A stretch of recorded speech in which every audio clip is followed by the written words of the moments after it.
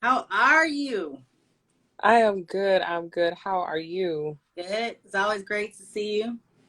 Yes, you know I love you. I love you so much. You have so long. It's not even funny at this point. Yeah, I was when you mentioned the other day on the live and you said your 10th year anniversary. I'm like, oh my God, I was at that wedding.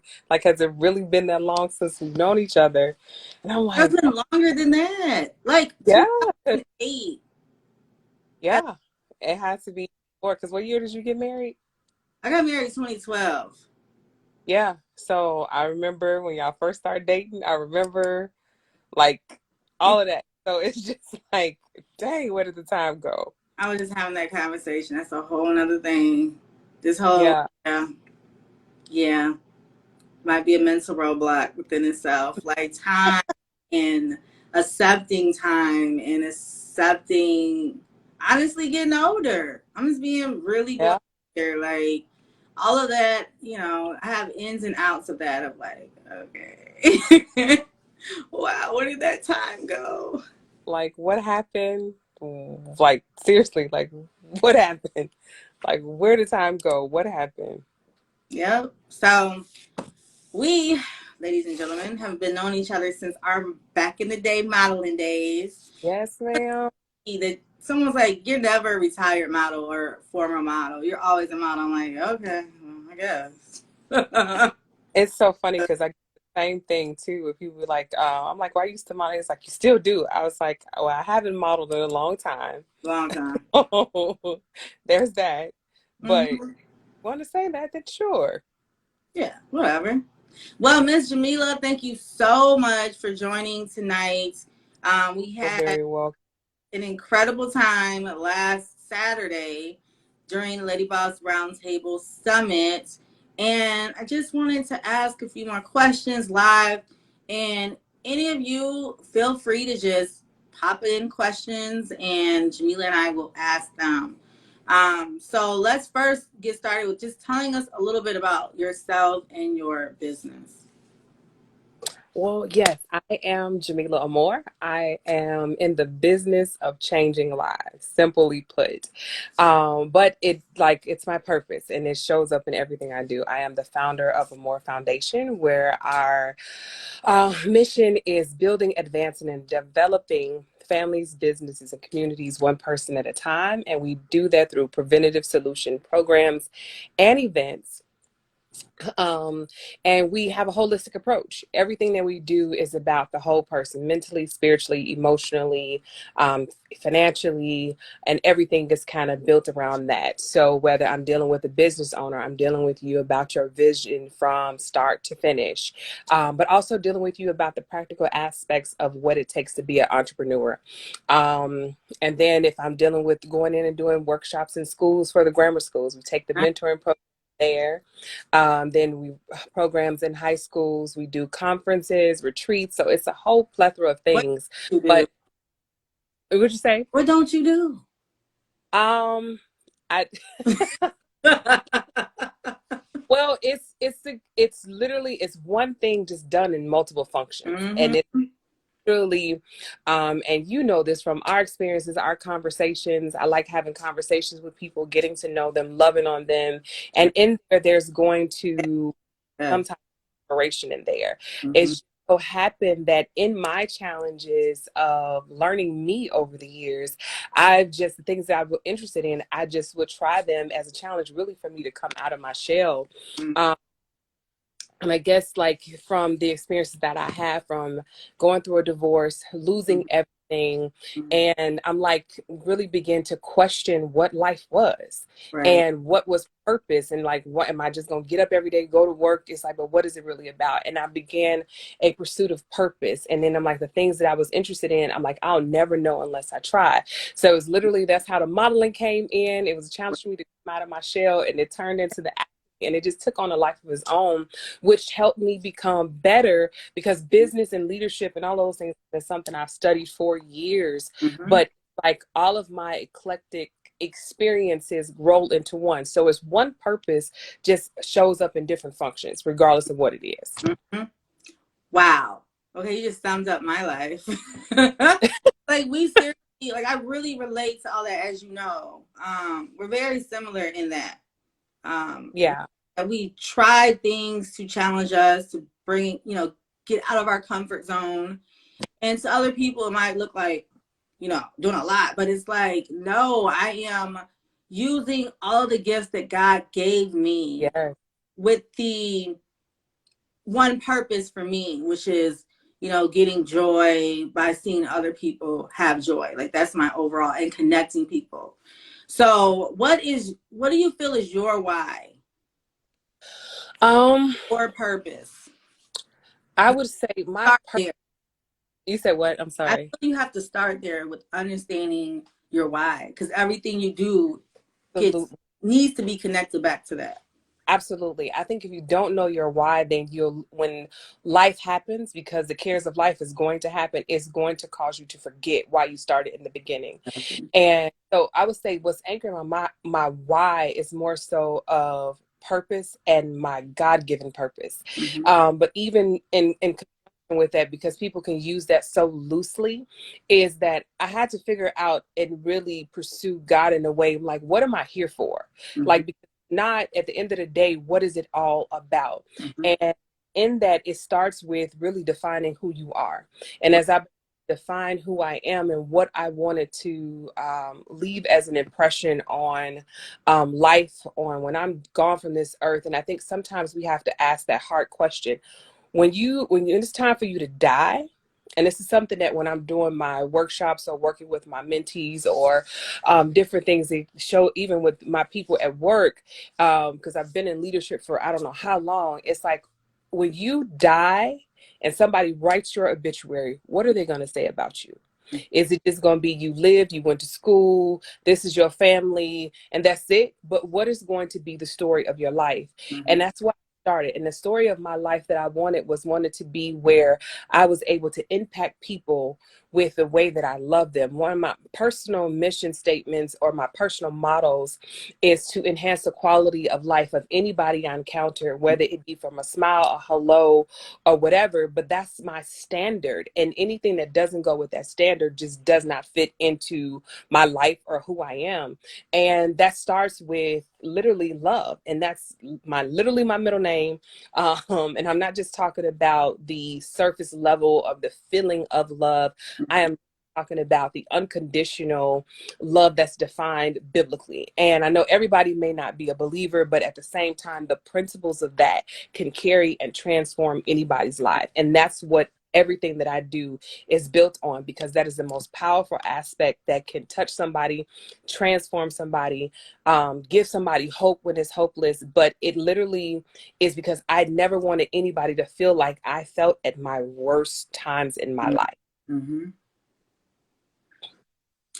Okay, so every single time I talk to you, I just feel that I get automatically uplifted, and I feel like I'm in the middle of a sermon. So excuse me if sometimes I just pause and just to take it all in, you know, That's okay. um, because it's food. Okay, so thank you. Well, Um, wonderful. That's a good one. I'm gonna have to use that one. I'm sorry, I said I'm gonna have to use that one. girl, You say it's food. it's food, girl, and I just want all of it. So thank you, thank Oh, you. you're welcome. I mean, it just reminds me of a time.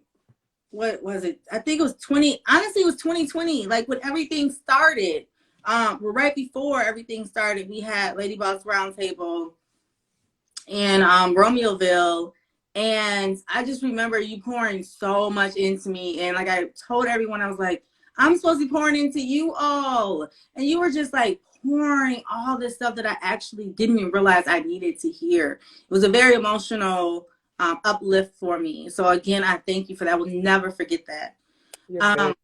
and okay, so going back to right before COVID, unfortunately, we've been in this pandemic for 2 years. How has this pandemic affected your business? I think for me, it put everything kind of on a pause, because Mhm. I just started doing my women empowerment my women empowerment events, and it's called B Summit. And I was just launching those out. We had a couple of successful events. The women were really loving, people were looking forward to it. We're actually right before pandemic hit. We were supposed to have the venue, had the speakers, had everybody there. It just went like on a complete pause. So it was like, okay, I was frustrated because over the course of the years, every time I got ready to go full force, gung ho, something life altering would end up happening and literally cripple me. So this time I was like, I didn't care what was going on. I was still going to go forward, but it was just like, okay, dang, here we go again, another pause. But it caused the pause in a different way. Like, okay, what's really going on? Like, what's getting ready to happen? And at the same time, I like we were saying on the panel on this past Saturday, sometimes I think we needed, not sometimes, we all needed that pause. And right before the pause, I literally was asking, um, literally just asking God, like, I just need a break for a minute, just to unwind, to debrief, to figure out which direction, what's next, what's going on. So it was a much needed pause, not necessarily what I was looking for, Right. but it's like when I say we had like a whole, like I had a full strategy session where we had all of 2020 planned out, 2021 planned out, like 2 years worth of stuff planned, venues, speakers, like man, like when I say all the logistics, everything was planned out, getting ready to really jump off into fully launching Jamelia Amor as the brand, not just the organization. And Mm-hmm. so preparing to launch my for-profit business with the coaching and business consulting. And so it was like everything just went to like a screeching halt. And I'm like, okay, now what?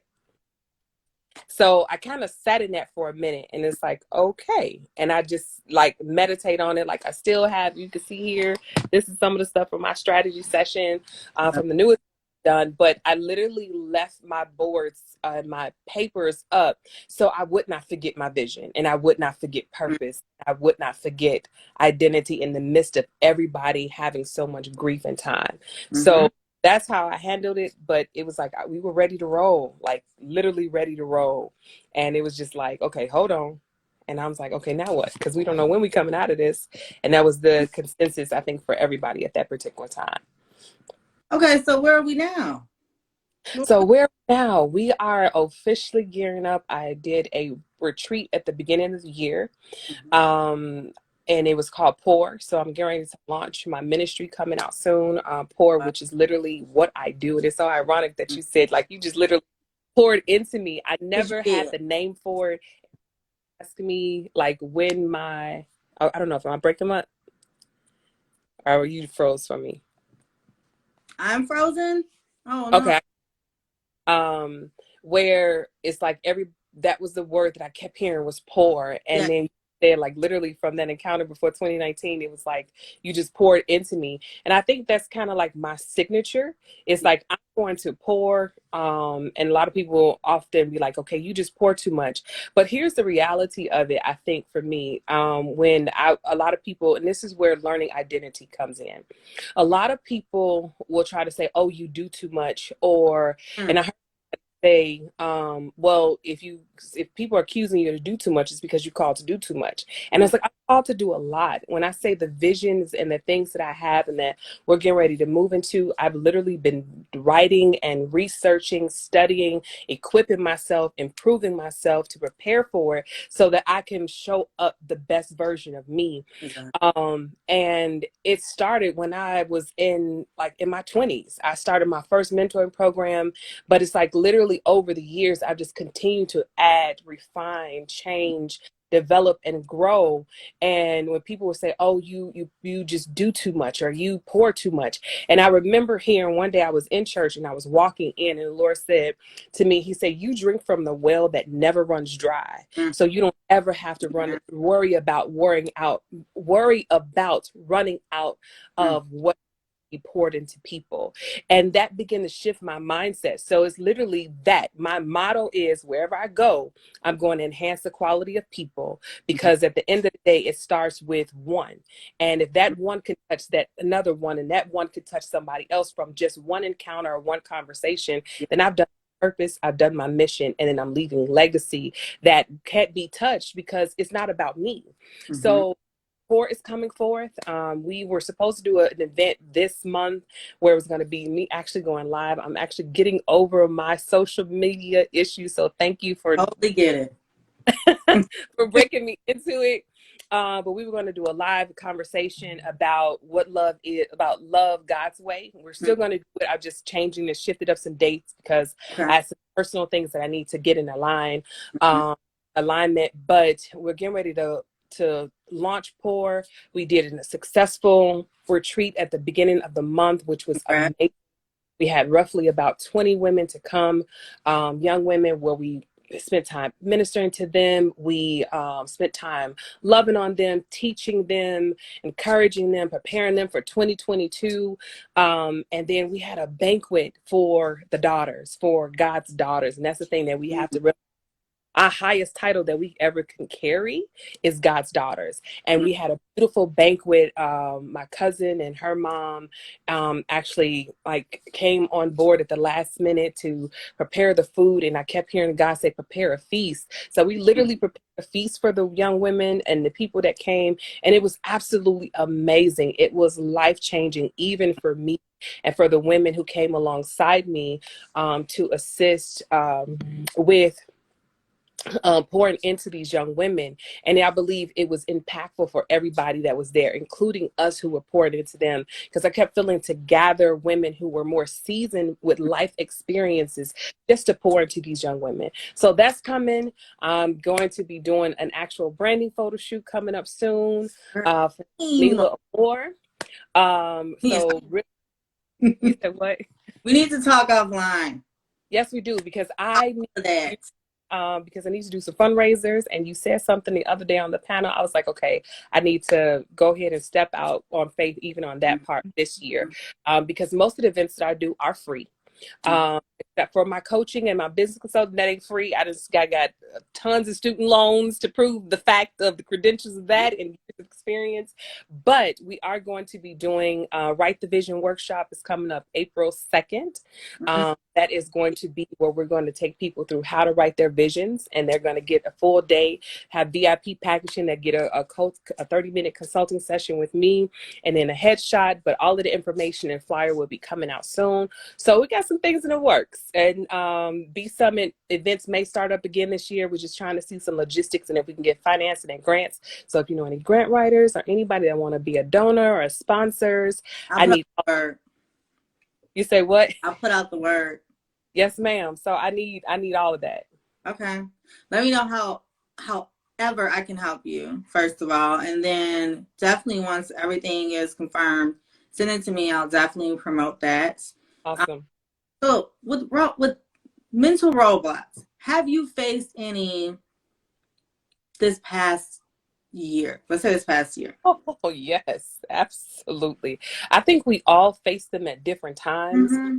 I think my biggest one is getting out of my own way and being okay with choosing me first. Because I've struggled sometimes because I am a giver and I am somebody who loves people hard and unconditionally. Sometimes I feel like because of me and the shifting gears of focusing on me, and although it's like I'm focusing on me because it's going to benefit other people, but it's like the feeling like I'm going to let somebody down. Getting past that mental roadblock, then it's like, will it be enough?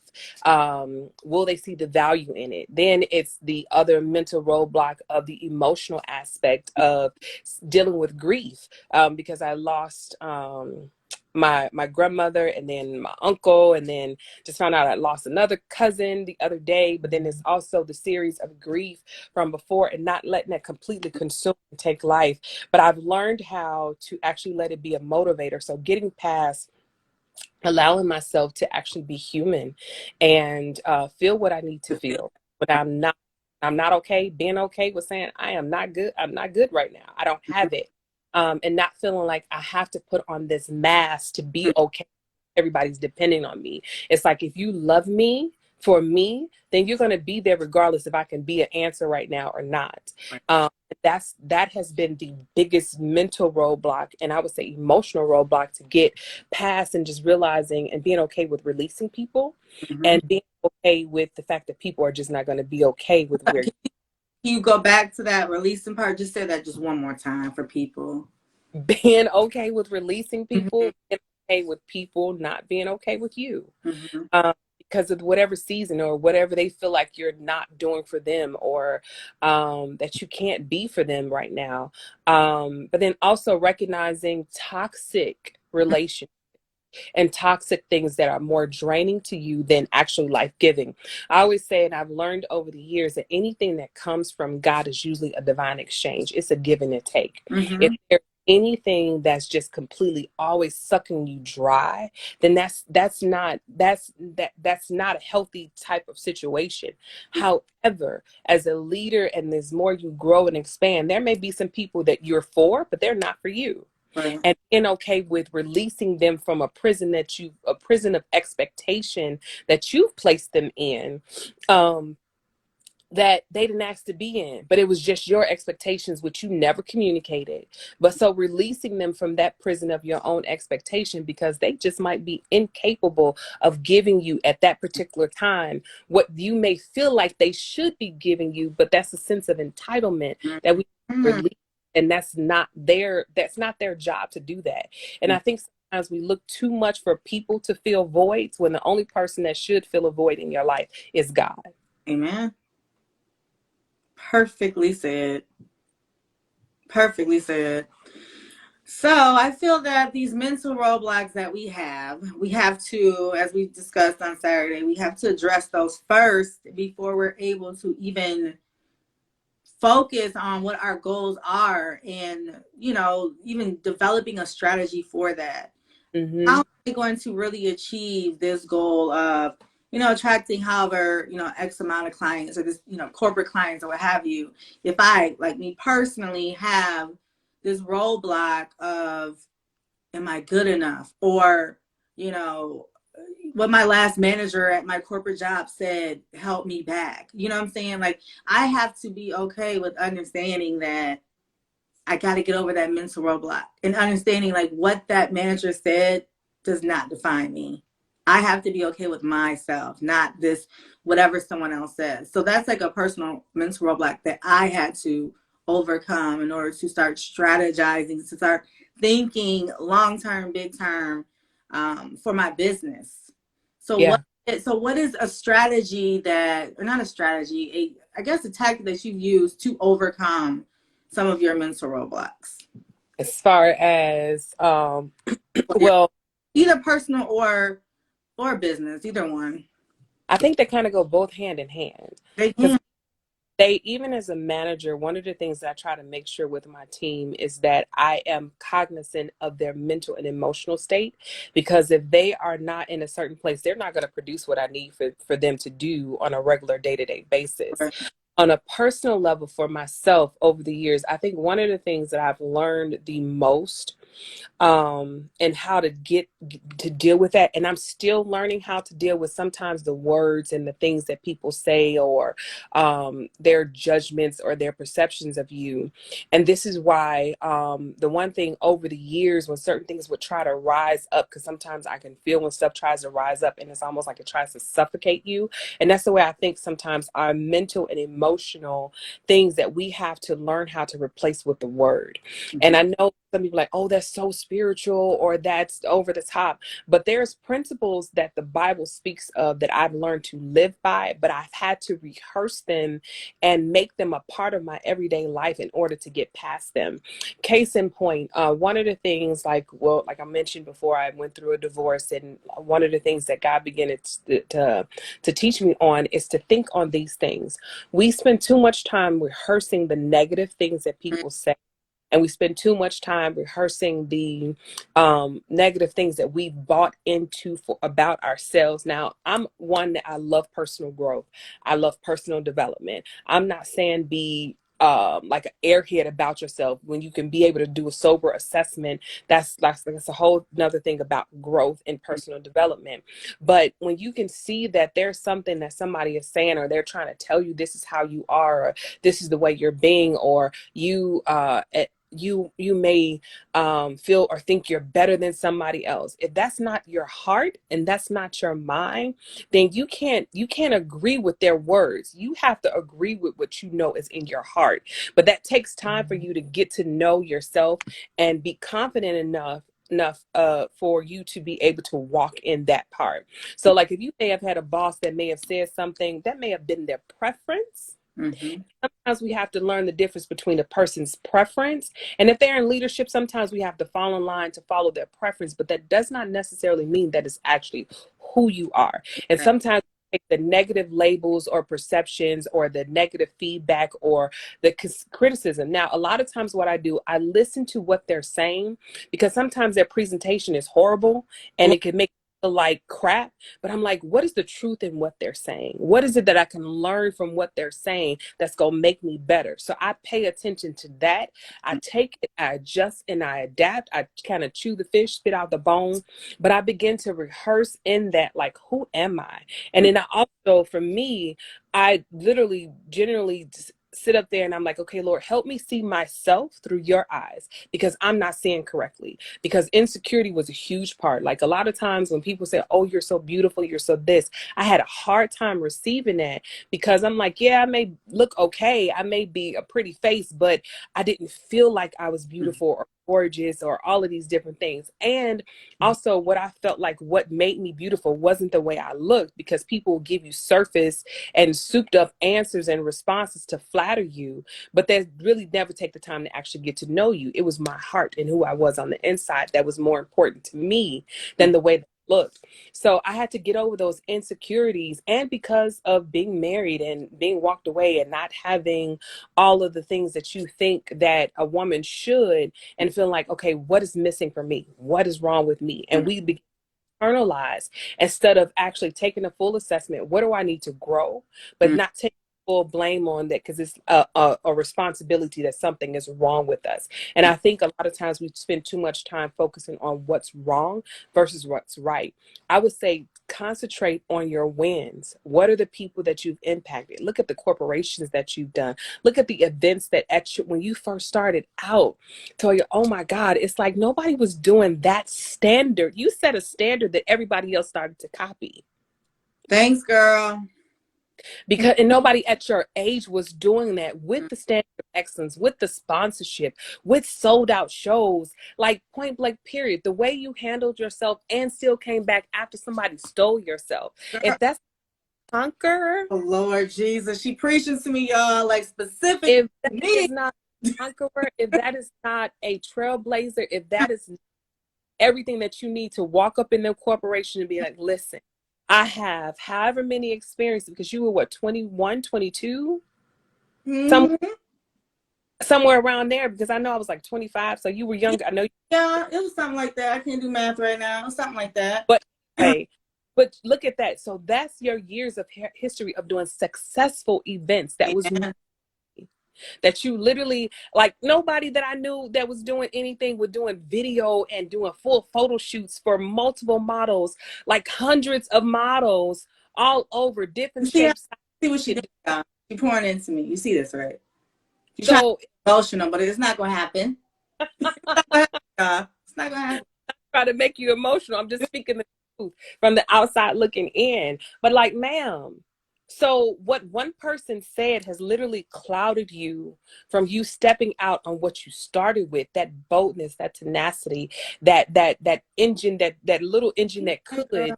See? wasn't so engine, so little. But you kept going. You picked yourself back up and came back and changed the name, reversed the game, and did it all Girl. again.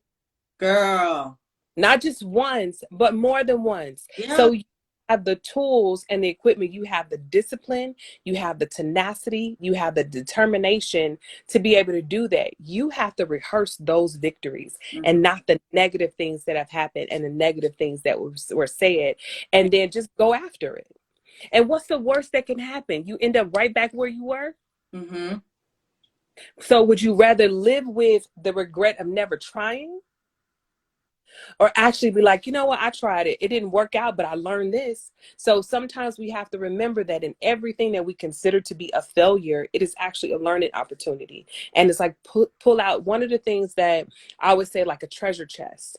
And this is one of the things that I do in one of my workshops for the B Summit, is that we talk about like taking the treasure from the trash. What may seem like trash to somebody else, what did you learn? Through my experiences, and they haven't always been pleasant. So I'm not going to act like it's always been a joyful, happy. No, there's been many a tears and a lot of days where I'm like, I just don't feel like life today. Right. But I have to remember that if I quit, then somebody else dies. Oh, Lord, yes. If I quit, then there's somebody else, and the young women that I pour into, and my daughters, and all of those things, they'll never know that you got to get up and keep trying. Mm-hmm. So not only have you already done that, but then it's like, okay, what's next? So what did I learn from that experience that now is a tool in your treasure chest Mm-hmm. that you wouldn't have gotten otherwise? Some of my best lessons in leadership came from some of the worst experiences. Mm-hmm. And when I say like people treating me like trash, like complete utter trash, but I made a vow that I would never treat people the Never. way I was treated. Right. And also, I would never treat people based on what I needed. Because whether I need you or not, whether you're the president or the bum on the street, my personal standard. So this is where it carries over into your business and how your ethics and how you work into everything. My personal standard is I'm going to treat everybody with love and respect. Mm-hmm. Because you don't know, that bum on the street could be the next millionaire. You don't know that president that you just was trying to kiss they behind, turn around and be the one that sabotaged you. And it can be vice versa. But every person deserves the right and the opportunity to be loved. Mm-hmm. Every person deserves the right and the opportunity to change. The problem is, and the issue is, will you be there to see the transition? Do you have it? Sometimes you don't. And if you don't, it's okay. But if they do, they're going to remember how you treated them, Mm-hmm. not what they got from you or what you got from them. They're going to remember how you made them feel. So it's like, that's a standard. And there's something about your events that leave people feeling a certain kind of way. You need to remember that. Okay. Thank you. Was going to talk about all this, but I will. Because even that, what you're talking about was definitely a mental roadblock for me for the longest, because not get into nitty gritty, but it was just like everything that I did and the things that I did for this particular person to then take something, quote unquote, take something, steal something, but he didn't steal a lot from me. I'll tell you that right now. But that was Mhm. a roadblock that I had to overcome as well, like, on my side hustle. But as far as like the corporate, because I was laid off July of 2019, and it was a little bit after having my child, and me having a daughter. People who know me, I'm constantly about talking about events, and I'm all about events, right? And I was giving my all and traveling and whatnot. They wanted me to travel every month, and with me being a new mother, it's just like, okay, life has shifted. And then it was something that they could not understand. And on my way out, it was just a lot of negativity that was being thrown at me, and it did affect me. Affected me where I was questioning myself. I was questioning who I was, like what I brought to the table.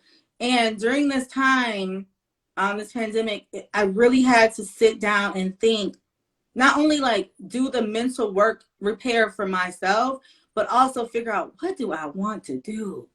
And I just Yep. honestly realized I just don't want to work. Even though I've given so much to other companies, I just don't want to work for these other companies. I want to put as much as I put into them, giving them so much of myself. And I want to put that in my own event agency. So after doing all that, taking that time, doing that hard work, that stuff hurt it. It hurt so bad. I had a business coach, and she just really brought it out of me, but it hurt so bad. I'm not gonna lie, it's not an easy process. You have to really sit with yourself and go. You gotta remove a lot. There was a lot in there that I had to remove. And now I feel better about my situation. I feel better. I feel more excited about the future. I feel more empowered that I'm going to make this agency work. And I was able to, on my own, capture a Fortune 500 client last year.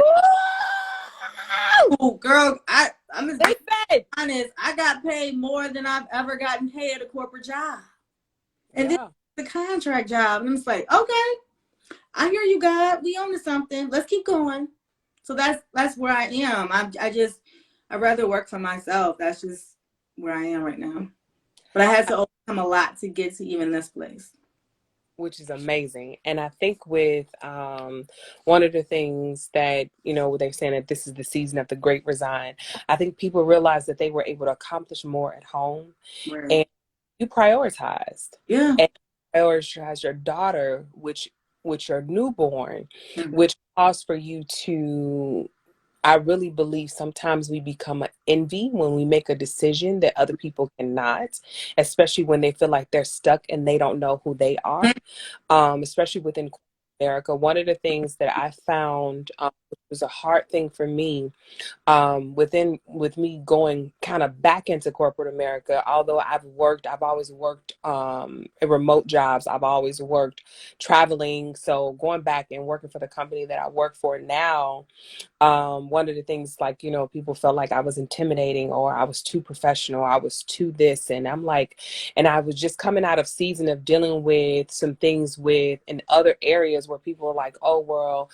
who do you think you are, and you do Mm-hmm. too, who do you have permission to do? And it's just like, I'm just being me. And like, oh, well, you didn't overstep I'm like, I didn't try to do anything but be here No. to do, and like all of this. And I found myself trying to explain. But the thing that I feel like with every season I go into where there's challenges, the Lord usually gives me the answers before I go Yeah. into it. And he's like, stop trying to explain yourself and prove yourself to people that may never see it. And I begin to realize that the people who recognize who I am, they're not even the ones that are closest to me, because the ones that are closest got too familiar, and they still have no clue as to who I am. So I had to come into the place where I kept hearing in my spirit over and over again, know who you are. Know who you are. Know who you are. Because there, accusations, there were coming from people that I had served and for years, and people I did things for years. And it's like, I'm the same person. But the thing is, I was the same person seeing myself through a broken lens, Mm-hmm. but I was the same person, and they were seeing who God was making me. Mm-hmm. And the two didn't mesh together. Wow. So Yes. I had to be myself as God saw me. And it really caused for me, ironically, and all that challenge, I'm like, God, who am I? Like, literally, who am I? And what is it that makes people feel a certain way? And it's like I saw the good and the bad, because it was like either you loved me or you hated me. And usually if you hated me, I'm like, okay, what did I do to you? And there can never be anything pinpointed, because like one thing I try to make sure, whether it's intentional or unintentional, I don't want to harm people. However, unintentional things happen because you don't know where people are. You don't know the expectations. You don't know how they're going to take it. However, in the midst of all of that, I learned me. And it was through the challenges and the pressures and the hard times. Look, I want to go back to what you just said, because I really felt when you said that people are envious at times when they see the process that God is taking you through. I relate to that so much. It's not funny. Quick story, background in marketing. I always wanted to be in events. Do you know that's the reason why I started doing fashion productions, doing my events? Yep. Because I was told no by so many companies because I didn't have the experience. So I'm like, Yep. all right, let me, for me, my phrase has always been, if the building isn't there, build it yourself. Don't wait for nobody to give it to you. Yeah. That's what I did, got that experience, but still was trying to, climb. This particular person gave me a shot, had me manage about 100 trade shows, events. I'm like, wow, I got this opportunity. Got the opportunity because of the side business that I already had. She knew I had a business. Mm-hmm. But end up using that against me later on when it's like, oh, we got to focus on, what you're doing with your corporate job. Don't be doing too much on the side hustle. I'm like, okay, whatever. So because of this opportunity she gave me, I ran with it. For Mm-hmm. 8 years, I was so nervous to get my certification in meeting planning. Because of this opportunity she gave me, I'm like, man, I can do anything now. Went Yeah. got certification. Hard as hell, but I ended up getting that. Then I ended up getting an award for doing event planning. When all this stuff happened, though, she was like, "Oh, hold on, little girl, you're doing too much. I gave you a little crack, and you need to open up the whole door. You need to slow down." And that's seriously how she Yeah. treated me and harassed me, etc. I ended up quitting that job without having a job because that's how much I was going through at that time. And sometimes you have to walk away. And that's what God was telling me. He told me to walk away. Of course, everyone around me was like, "What are you doing? You don't have a job." God will make a way. 3 months later, got a job. I didn't think it was three. I think it was 2 months later. But Mm. God told me to leave that job and leave that situation because of what you just said. I wasn't understanding at the time, and people kept telling me, "She thinks you're going to take her job." I don't want her job. I don't want her. That's not what I want. But people were seeing me in her role. I'm like, why are people seeing me as being the VP of marketing? What are we doing? I'm not even trying to do that. But Yeah. that's how people were seeing me. And I was just like, okay, well, I'm still not trying to do that. But I had to leave the situation because I didn't understand at the time. But like you just said, she was envious of the process that God was taking me. And even Mhm. I couldn't 100% understand the process he was taking me. But I I was think obedient to it. you didn't understand your brilliance. Hmm. And I've learned that over the years, sometimes when people see you and you don't see yourself, a case in point, like two, like as you were talking, I'm like, dang, it's like it's so true. There was a job that I was working, and it's like this individual couldn't literally could not, as I began to work on me and as I began to launch my organization, which I was very open and honest when I first came in. It was just supposed to be a temporary situation, but it literally, I kept having dreams of me being in her seat, and I couldn't understand, like, I'm not looking to take her job at all. But I think what the Lord was showing me in those dreams, that's how she felt. And it was like as I began to lose weight, because it was like, going through divorce, a separation, all of that stuff, I started to work on me. So I started to look at like ways to improve me. And I was doing that. I started losing weight. I started dressing different. I started, taking care of me a little bit differently. And I don't know where the shift happened, but it's like she started to being extremely mean and nasty. I had lost everything. When I say lost everything, I lost everything. I have a car. So I had just got a car, and it was like a little beat up Chevy, like this person driving these high end expensive car. I'm like, what, are you intimidated or bothered by me? But I kept hearing that people say, oh, she's intimidated by it. I'm like, but this woman got multiple businesses. Like, I'm just doing nothing. But when I left, it took 3 people to replace the part-time job, because she would never make full-time. But Amen. it took 3 people to replace me in what I was part-time. And I was doing some work for another person who knew the same individual. And they were like, they let me know, like, oh, they had to do X, Y, and Z after you left. But the thing was, God, Mhm. leave, but he told me, when I take this leave, you're not going back, because somebody that was in their family was coming back. And lo and behold, it happened exactly like that. So it was freaking me out on one hand. But then when I saw it, and I think that he was like, you need to learn how to reproduce yourself. And I'm like, what? He was like, you need to teach people to do what you do. And that's where even the business that's getting ready to come alive now, it's like, it don't take nobody 40 hours to do no work. Right.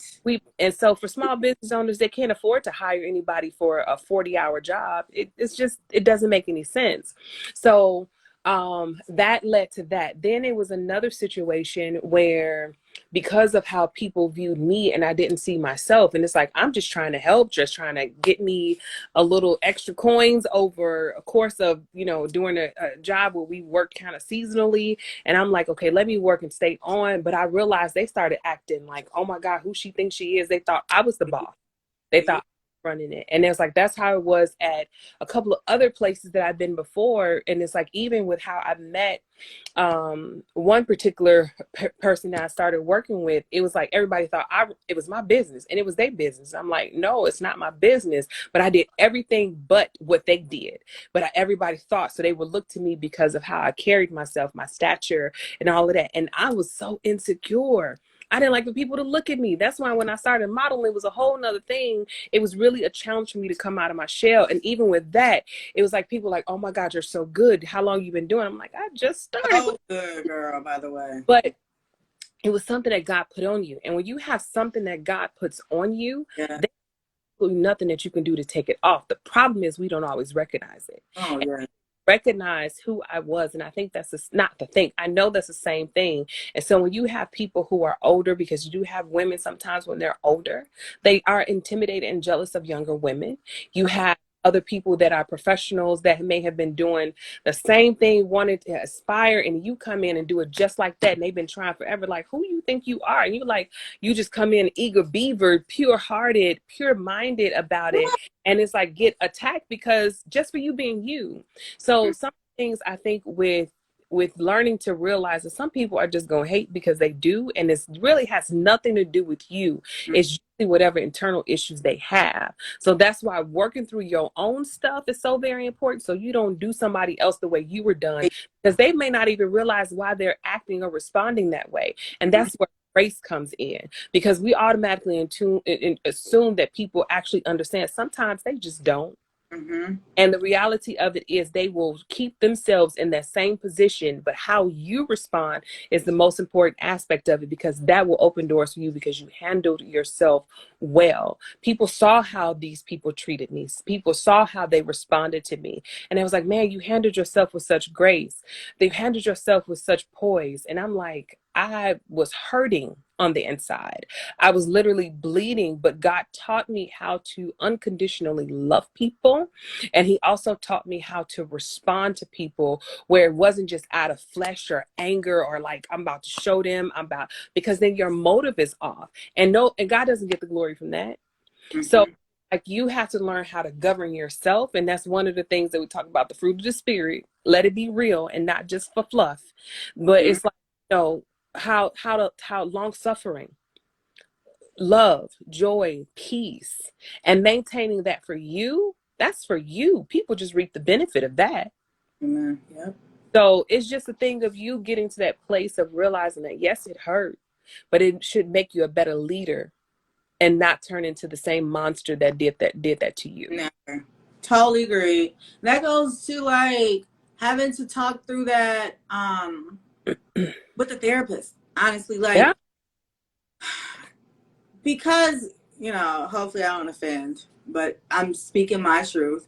And I realized that I needed therapy to deal with. I didn't realize how much I was having dreams and all this, like nightmares. Come 2020, it just all hit me at once when everything was going on with the racial tensions and whatnot. I'm like, I've been going through so much as a Black woman in corporate America. Yeah. White women bosses. I'm being really blunt and really honest here. And I was like, I need therapy. This is really traumatizing me. And I didn't realize how much it was traumatizing me and how much it was attacking. I hate to say, I don't know if I should say self-worth. Well, I guess self-worth. Self-worth. So we just have to understand what is mentally draining us. What roadblocks do we have that we need to overcome? And it's something that it might not be crystal clear to you until a moment like this happens that sits your butt down and make you think about different things and how you're moving, if it's the way that you should be moving. Because the way I was moving wasn't the way I should be moving, because I was thinking about what such and such said. Forget Yeah. what such and such said. Let me listen to what I about myself and what God says about me. Yeah. So, I mean, therapy for me has been part of self-care. I know we had this conversation about self-care, and I know Dr. Truth, who's coming on tomorrow, talked about how self-care is not just going get your nails done and going and getting your hair done. It's more than that. It's a lot of times it's just taking the time that you need for yourself and just being still Yeah. and dealing with whatever you have to deal with. For you, what is self-care to you, and what tips do you have for self-care? Self-care for me has become me choosing me. Mm-hmm. And like, and that's even like, of course, I think the hair, the nails. I believe all of that's part of it because it's like I do believe there is a correlation with your appearance and how you feel internally. However, taking the time to allow myself not to be okay Mm. and actually allow myself to pause and actually feeling what I needed to feel in the moment has been my form of self-care as of lately. But also at the same time, I think part of that is I've always been a person over the years because, you know, therapy was always a popular thing, which I do believe in it, counseling and all of that good stuff. Because without it, like you need to process through some stuff. And Mm-hmm. times we don't give people grace or time or space to process through different things, or we think like, oh, they should just get over it or it should be past it by now. That's insensitive because when it's your turn, you don't say that and you don't do the same thing. So for me, it's become like I ain't got it right now. And if I don't have it, being okay with the fact versus trying to force myself to put on a fake smile in the moment because I don't want people to feel the pain that I feel or Right. felt or sorry or pity or any of that. But I think also just being okay with not being okay and having those people who are a safe place for me to be like, I ain't got it today. Like, and actually asking for help. And what I mean by that is where I'm normally the one who I'm an intercessor to my core. I'm gonna pray for you. I'm gonna cover you. It's like you may or may not ever know it. And I'm not saying that to be like, oh, to my own horn. But sometimes the people who we deem and look at as being so strong, we Mm. do. And there's very few people that can be like, okay, what do you need? So I become extremely grateful for the people who check on me.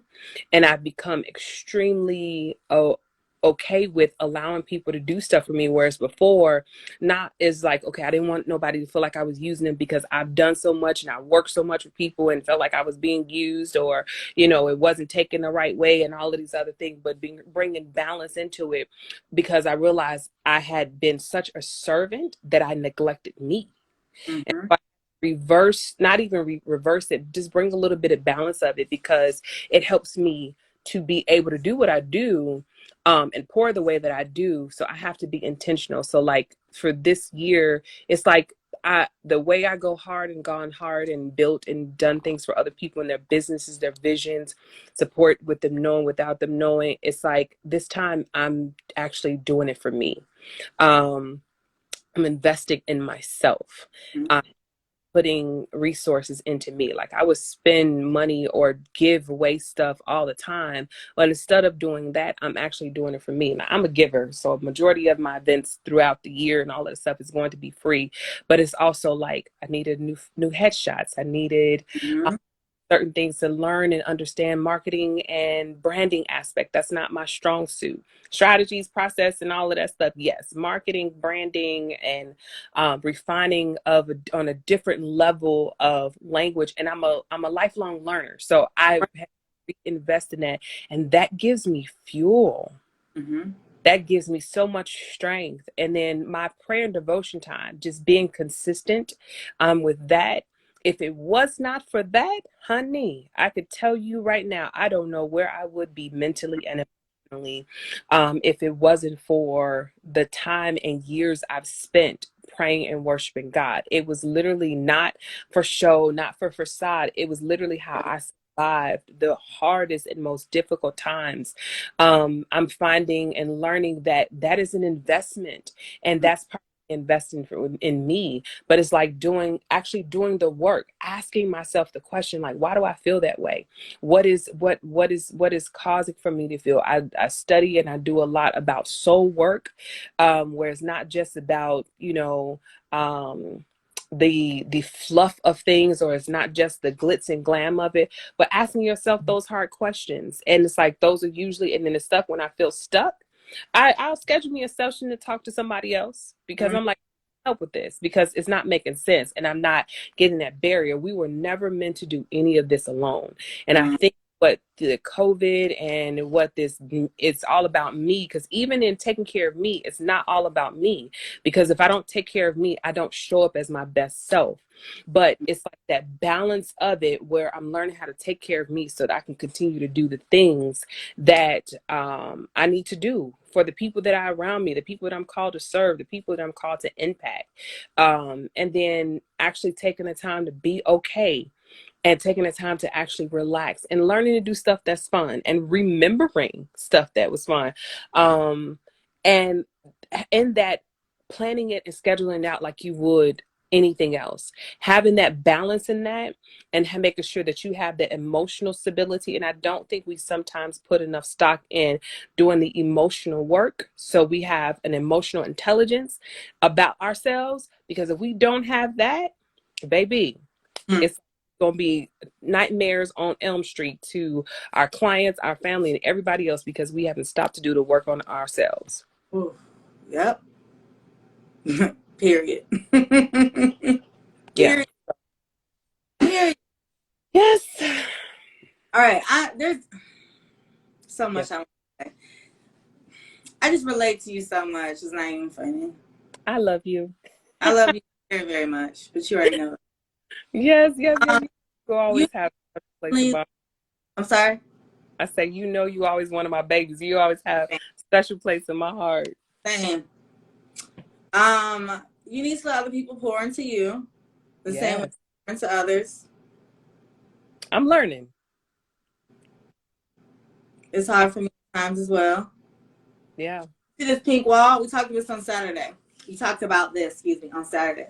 This pink wall is going to be filled with nothing but black and white images of events that I've done to remind me. Okay? Sometimes you need a visual.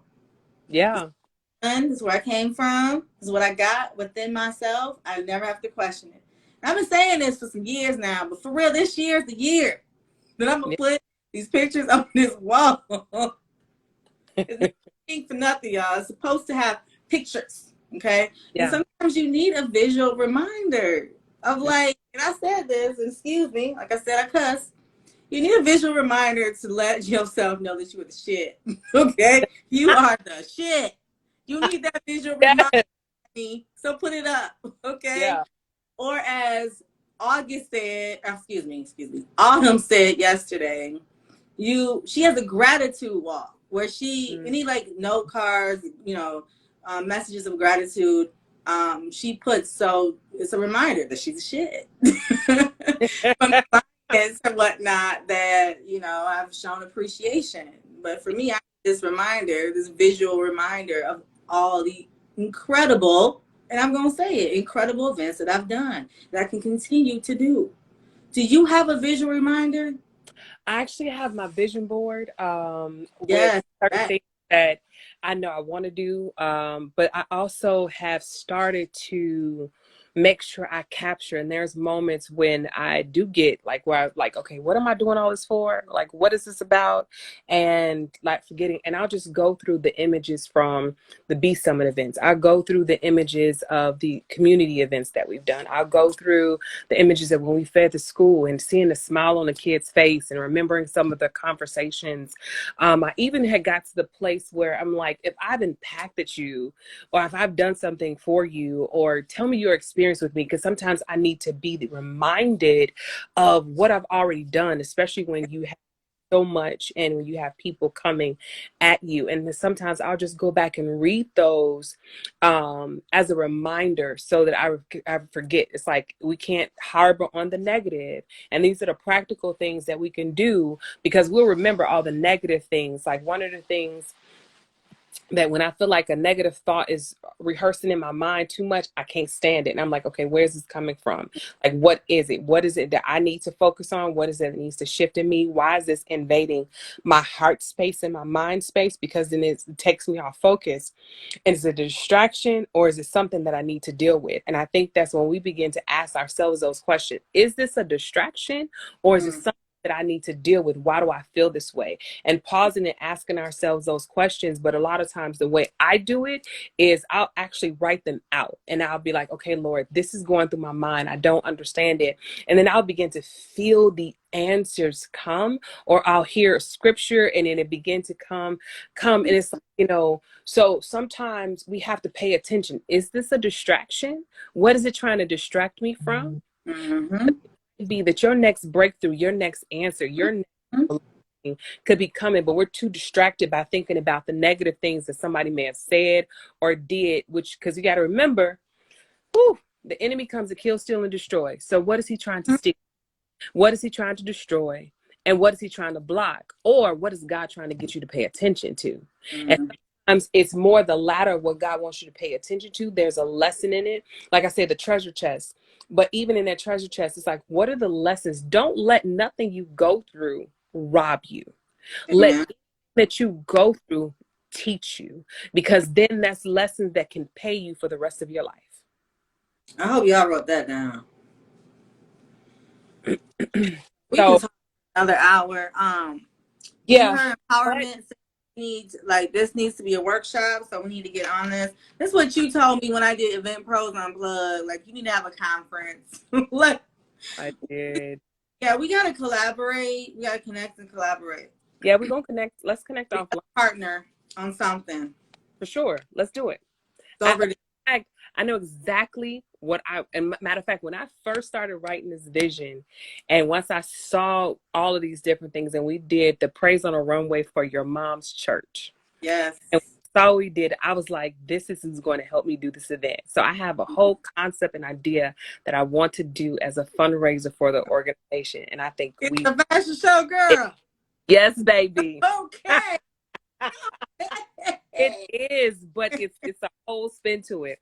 I got to tell you about it. So we're gonna connect offline to talk about it. We don't want to let everything out the bag just yet, Okay. but it's going to be beautiful and it's going to be impactful. It's literally where everything, like I said, it's one purpose and multiple functions. It shows up in everything I do, even with the acting. It has to be a story with purpose. With the modeling, it's like usually anytime I've been a part of something, somebody's life end up getting impacted some kind of way. One purpose just shows up in all the different functions that I do. So yeah, we got to connect, because I'm like you. Yeah. I'm here. I love it, love it, love it. Well, is there anyone who has any questions before we sign off? I am so glad that you all are on here and that you are hearing these incredible jewels that my good sister Jamelia is dropping. Yeah. And she done made me, look, you done made me be extremely vulnerable tonight and share a lot of stories that I'm like, at some point, there's a lot that I know that I should and can share of my testimony that I know will help other people. Yeah. I just need the right platform or opportunity, I guess, to share it. But thank you for bringing some of that out. Thank you for sharing and like trusting me enough, Definitely. able to actually have some wisdom and insight. It's like you never know what it's so interesting, because I always say, like, I'm a principle centered teacher, and one of the things that I think about often is I do better with questions, because then all of all of the wisdom, all of the years of experience, all of the study comes up and out, and I'd be like, dang, okay, yeah, that's where that came from. Because I was like, as you were talking and sharing your experience, like, oh yeah, I remember my situation like that and what God taught me in it. And Yeah. things, I'm like, I don't want to go through anything and then absolutely get nothing out of it. Yeah. Go through, I remember, and it started really when, like I say, the worst time when I was going through my separation with my ex-husband. I was like, if I go through this, and I remember crying, bawling in the middle of my floor, and I was like, I don't understand this. If I go through this, Lord, I'm like, I'm taking as many people as I can. I don't believe that we are supposed to go through what we go through and people not benefit from my experience. I believe it's extremely selfish. One of the things I was teaching and actually doing some mentoring and coaching, and one of the things I said, if you keep your story to yourself, you're a murderer. Mm, And people look like, what? It's like, if you keep your story to yourself, you are a murderer, mm, because you could have saved somebody's lives by just opening your, mm, sharing your experience, mm. or letting them know that somebody else is going through something similar as you. Yes, yes. I But we just told you that. prideful, too selfish, um, too fearful of what people are going to think or feel. They're going to talk about you regardless. And that is the greatest lesson. That is the greatest lesson that I've learned over these past few years. They're going to talk about you good, bad, or indifferent. Or what? Make up scenarios because they don't have the tea from you directly, so they're going to make up some tea. They're going to have a perception. That's why knowing who you are is so very important. But at the same time, if you don't open your mouth and share your story, share your experiences, but share the wisdom of it, but share also, um, share like the hard parts.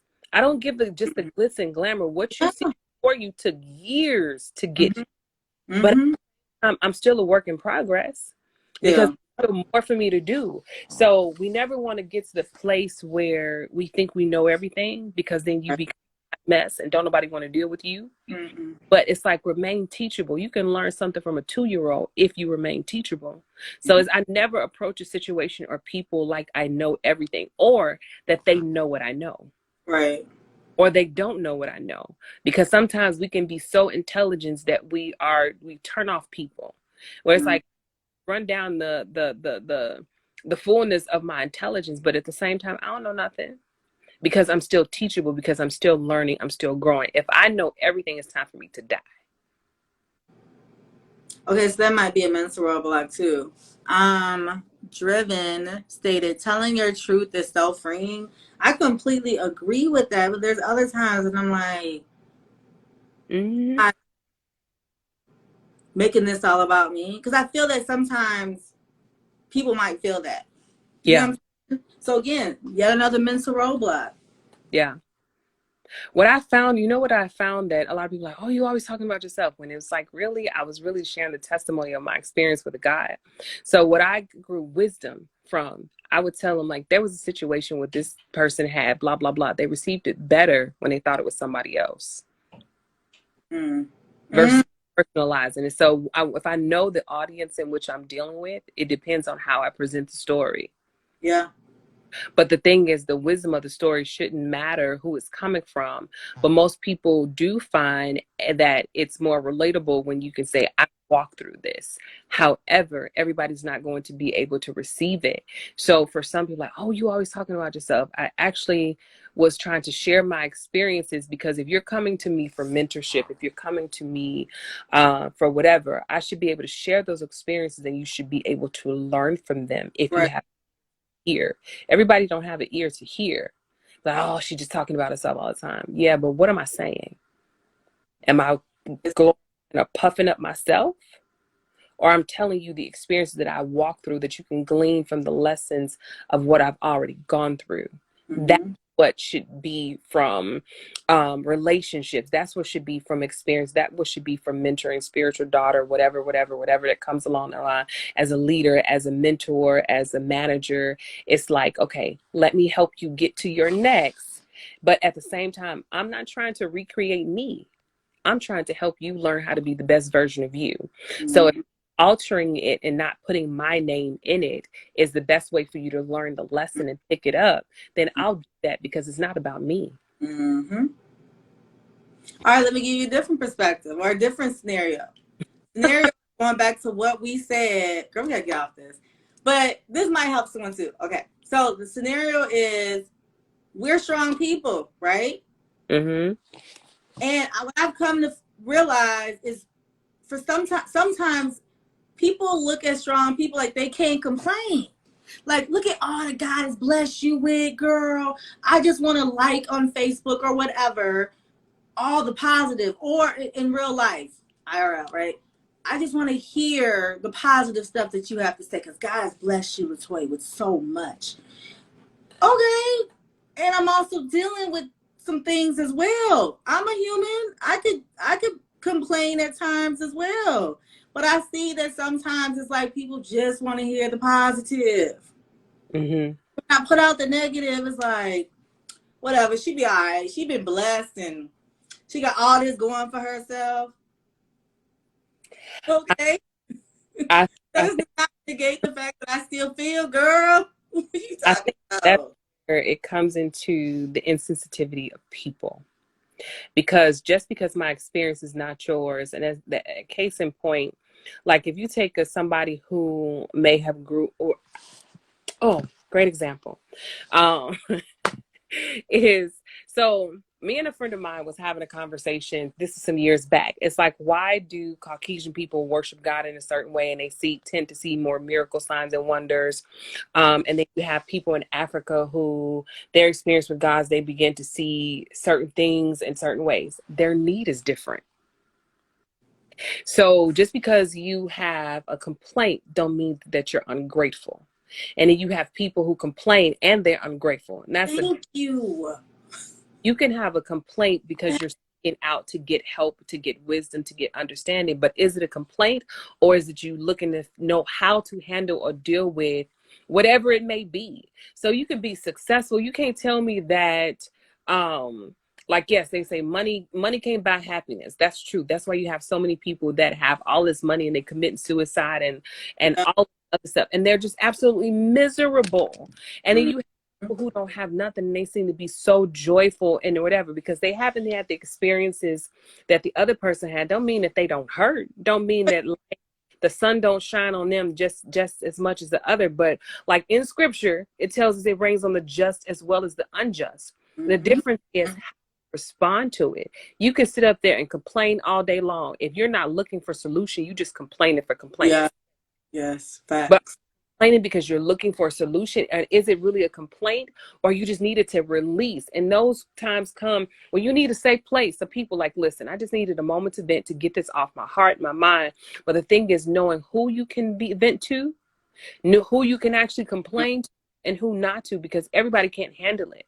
Because Very. it for some people, they're looking at you like, oh my God, if she can't make it, if something going on with her, I can't do it. Mhm. It's like then it becomes comparison. Instead of Mhm. allowing us to, and I think we do this unfairly to leaders. We don't allow them to be human. We don't Mhm. allow them to have a bad day. We don't allow them to not be okay. It's like, heck, they got to deal with a whole bunch of people. If you have a bad day, what makes you think they're not going to? That's Exactly. unfair. And that's because we put them in this box and this pedestal that we haven't allowed them to live. Mhm.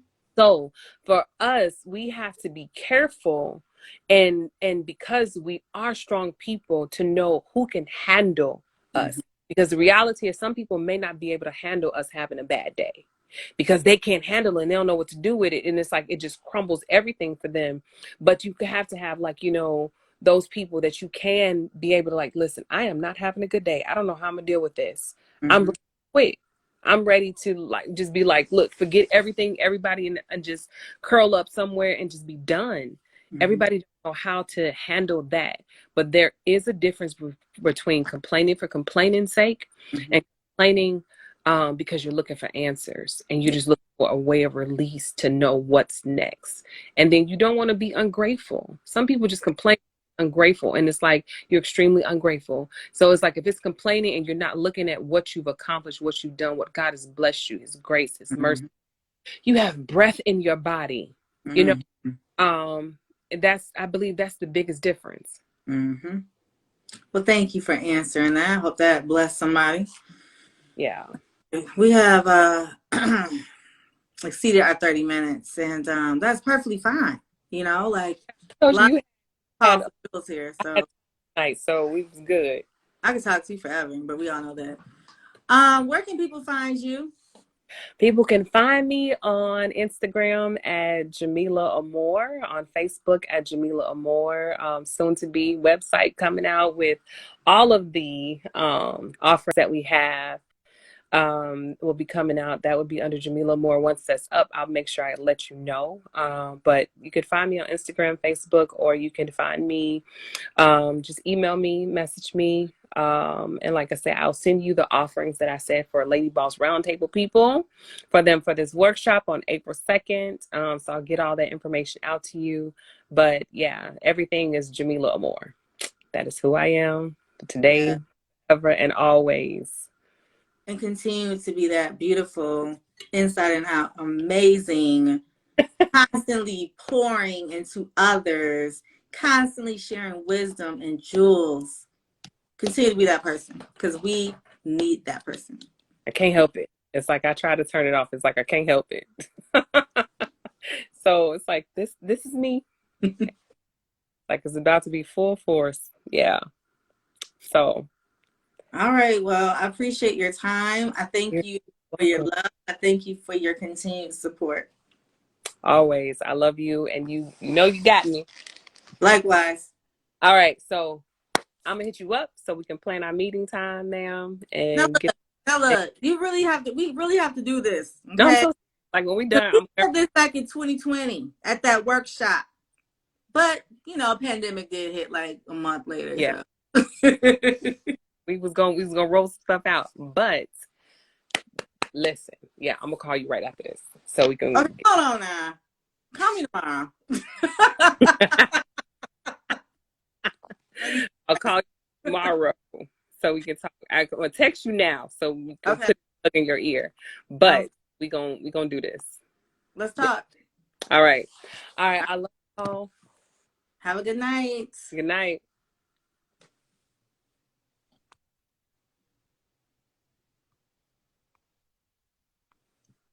You have to exit, ma'am. There we go.